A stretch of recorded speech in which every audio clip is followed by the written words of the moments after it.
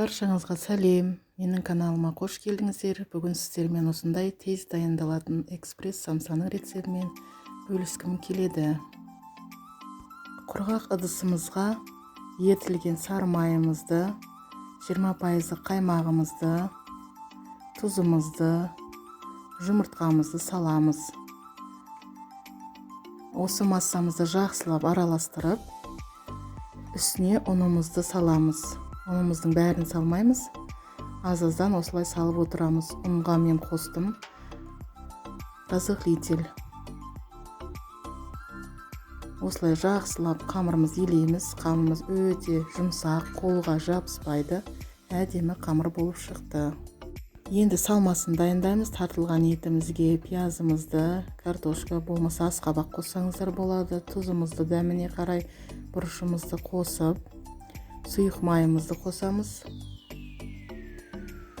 Жақсылап араластырып қоямыз.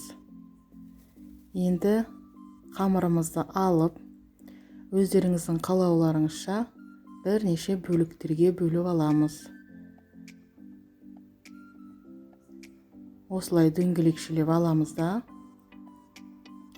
ұнымызды себе отырып, жұқалап, әдемілеп жайып аламыз. Жайылған ұнымыздың үстіне жаңағы дайындап алған салмамызды үлкен қасықпен 1-1,5 қасықтай бөліп отырып саламыз.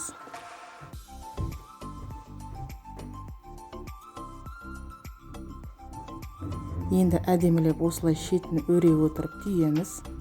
Сіздерге бір көрсетіп өтейін. Болмаса 3 бұрышты өз қалауларыңызша түйулеріңізге болады. Мен осылай түйдім.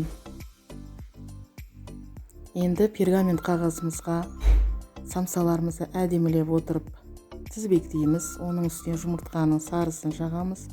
Бетіне күнжутымызды себеміз. 200 градустық пеште 25 минут пісіріп аламыз. Ас болсын.